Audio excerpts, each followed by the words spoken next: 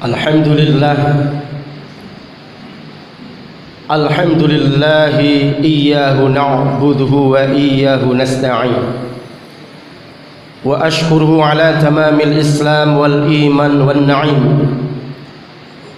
Ashhadu an la ilaha illallah al-jawadul karim alladhi la ilaha illa huwa ar-ra'ufur rahim. وأشهد أن محمدًا عبده ورسوله الذي أرسله رحمة للعالمين. اللهم صل على سيدنا محمد سيد الأولين والآخرين وعلى آله وصحبه ومن تبعه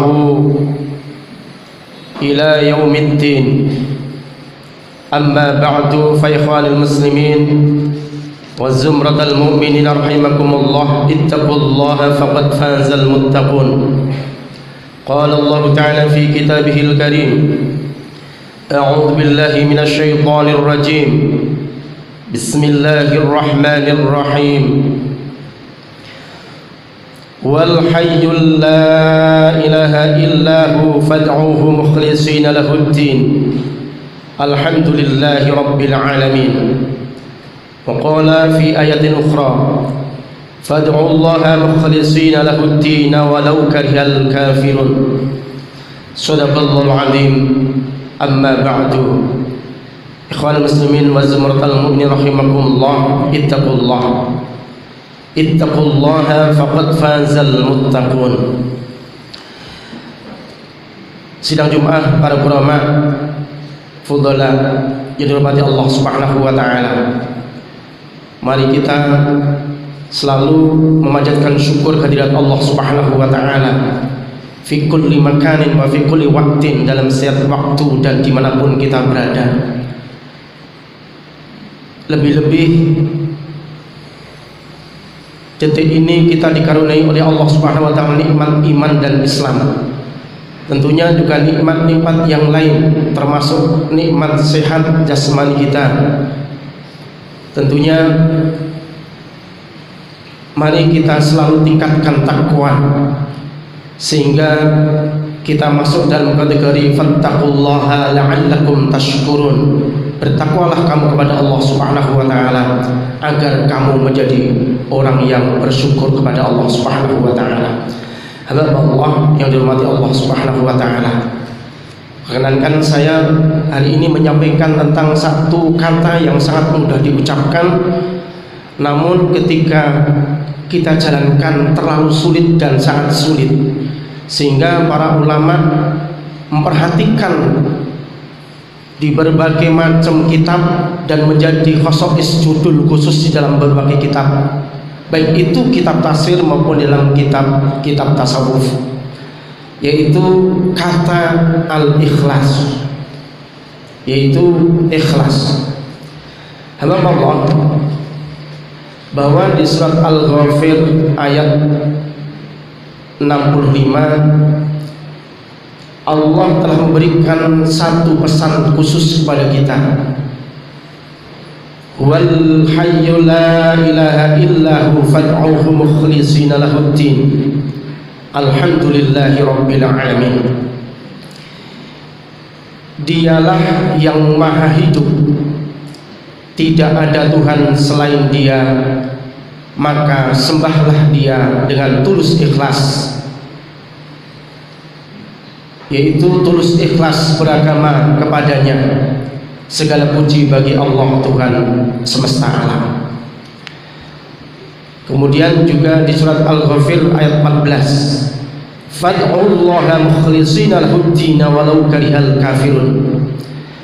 Maka sembahlah Allah dengan tulus ikhlas beragama kepadanya, meskipun orang-orang kafir tidak menyukainya.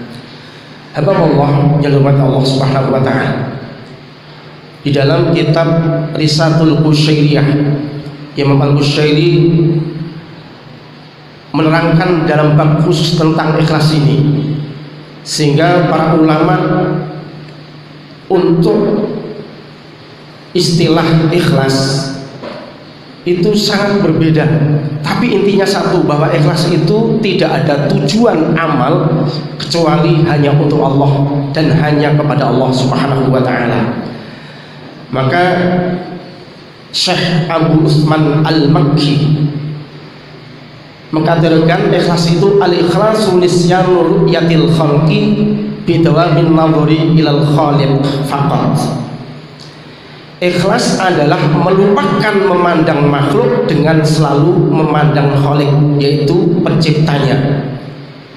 Kemudian Syekh Al-Haris Al-Muhasibi yang beliau hidup di tahun 2403 Hijriah, beliau itu termasuk ulama al-mutaqaddimin, memerincikan ikhlas yaitu al-ikhlasu wa ikhrajul khalqi an muamalatir rabbi. Ikhlas adalah tidak memandang makhluk dari ibadah kepada Allah Subhanahu wa ta'ala. Satu lagi, ikhlas menurut Syekh Sahal bin Abdillah, yaitu yang hidup di tahun 200 sampai 283 Hijriah. Al-ikhlasu ayyakuna sukunul abdi wa harakatuhu lillahi ta'ala. Ikhlas adalah apabila semua diam dan gerak hamba hanya khusus karena Allah Subhanahu wa ta'ala semata. Hamba Allah. Namun bagi orang awam, Imam Al-Ghazali memberikan kelonggaran bahwa man qasada amalan sholihan liyuksida bi thawabal akhirah aw yakhfa adabal nari fahuwa ikhlas. Bahwa ikhlas bagi orang awam cukuplah dia ketika dia melakukan sesuatu, yaitu dengan cara ketika dia beribadah, yaitu dia karena mencari pahala di sisi Allah maupun takut karena neraka. Namun untuk keikhlasan yang pertama ini tentunya berbeda dengan keikhlasan orang yang al-arif billah, yaitu orang yang sangat dekat dengan Allah atau ma'rifat kepada Allah. Allah. Sehingga ketika kita menjalankan sesuatu kebaikan, yaitu ikhlas, karena seseorang menjalankan kebaikan karena mengharapkan surga, maka Imam Ghazali mengibaratkan bahwa orang ini seperti pedagang. Namun karena seperti pedagang, rata-rata pedagang itu kalau tidak dapat untung, dia akan berhenti berdagang atau bersendagang, maka masih tercela menurut ilmu tasawuf. Yang kedua, Imam Ghazali mengatakan bahwa ketika kita beramal ikhlas, ikhlas kita karena kita takut neraka, itu pun seperti budak. Bahwa ketika menjalankan keikhlasan karena kita takut kepada Allah, biasanya akan terpleset.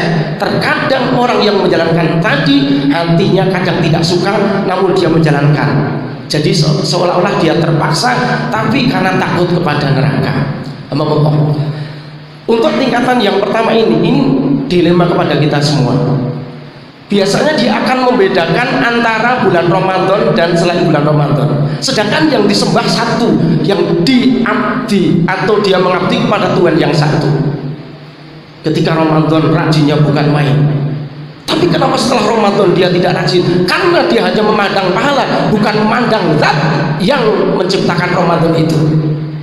Apakah Allah itu berkurang rahmatnya ketika di bulan Ramadan sehingga kita malas ketika di bulan Ramadan dan rajin di bulan Ramadan? Apakah Allah sayangnya kurang ketika kita beribadah di Ramadan rajin, sedangkan kita mencari sayangnya Allah di bulan Ramadan pun tidak kurang rahmat Allah itu? Sifat adil Allah di bulan Ramadan sama ketika di lain bulan Ramadan. Fadlah Allah, karunia Allah sama di bulan Ramadan maupun di bulan Ramadan. Karena apa? Yang kita sembah yaitu pencipta bulan Ramadan, juga dia pencipta bulan Syawal. Yang kita sembah pencipta bulan Maulid, juga dia pencipta bulan Sya'ban. Jadi yang kita sembah di bulan Ramadan maupun di bulan Ramadan sama, yaitu Allah. Kenapa kita bedakan? Karena kita masih terpincut kepada namanya pahala, bukan karena cinta kepada Allah. Allah yang kepada Allah Subhanahu wa ta'ala.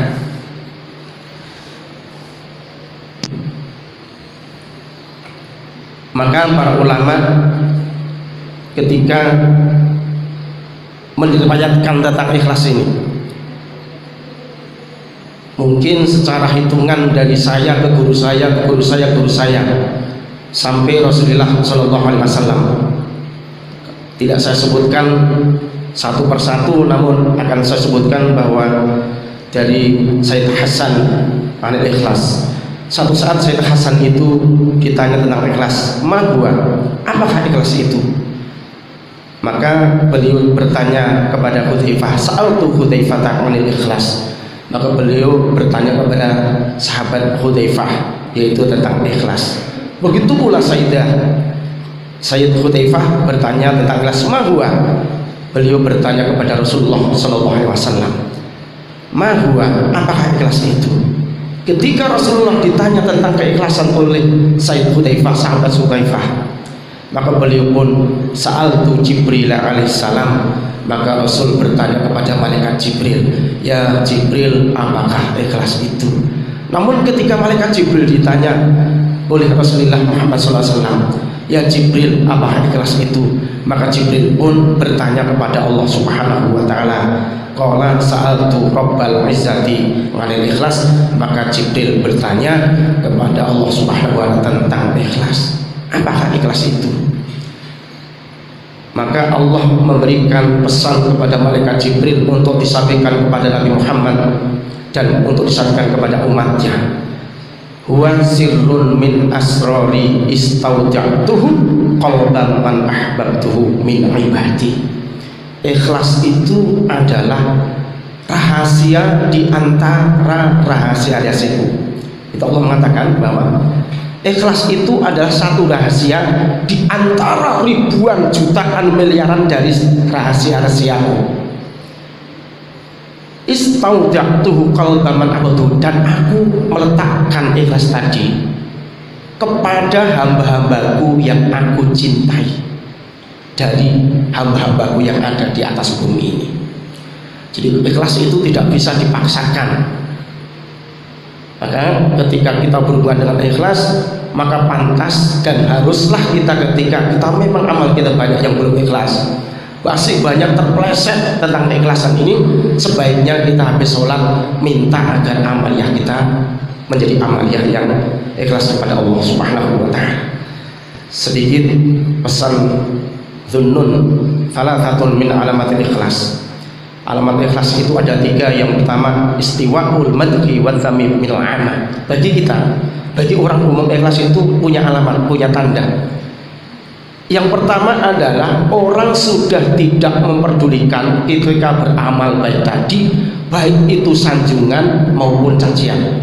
Ketika kita sedekah, kalau kita memang ikhlas, kita tidak akan mengharapkan rasa terima kasih, atau telinga kita harus mendengarkan rasa terima kasih orang yang kita beri. Baik kita dicaci maupun disanjung, ketika kita sudah bisa merasakan itu sama, berarti secara hukum keikhlasan berarti kita sudah ikhlas. Kalau belum, berarti kita masih harus berusaha lagi. Yang kedua, yaitu nisyanu riyatil amal fil amal, yaitu melupakan melihat amal di dalam satu perbuatan.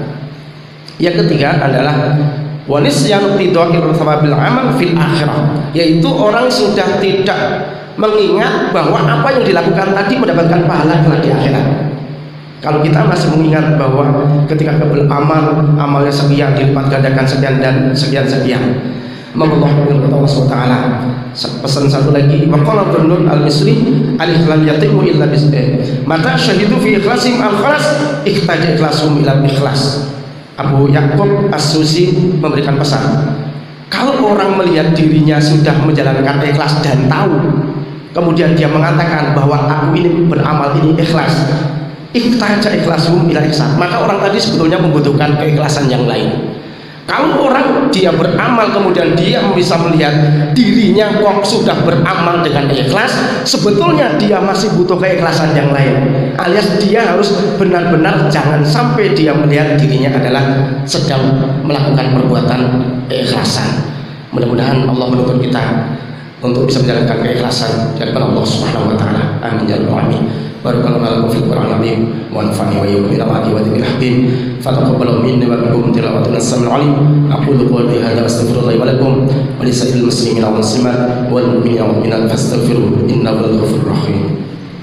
Allahumma shalli ala sayyidina Muhammad wa ala ali sayyidina wa syafi'ina wa julina wa maulana Muhammad. Alhamdulillahi wa kafa. Assalatu wassalamu ala nabiyil mustafa wa ala alihi wa sahbihi ahli as-sidqi wal wafa. أشهد أن لا إله إلا الله وحده لا شريك له وأشهد أن محمدا عبده ورسوله لا نبي بعده.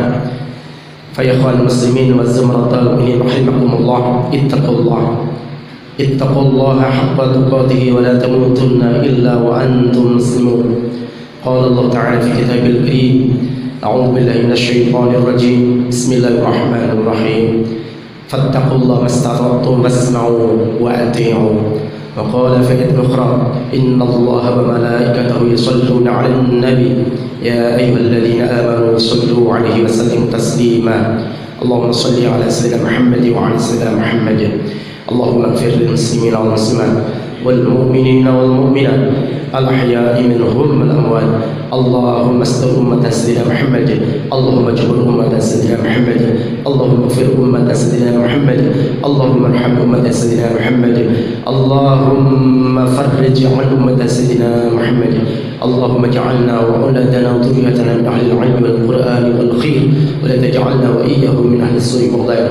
اللهم ادفع عنا البلاء والوباء والفحشاء والمنكر والسيوف المختلفات والشتائم والزلازل والمحن والآفات والعاهات خاصة تأخرنا ما ظهر منها ما بطن من بلدنا هذا خاصة ومن بلدان المسلمين عامة إنك على كل شيء قدير. اللهم يا سلام سلمنا والمسلمين. اللهم يا حفظ عفتنا والمسلمين.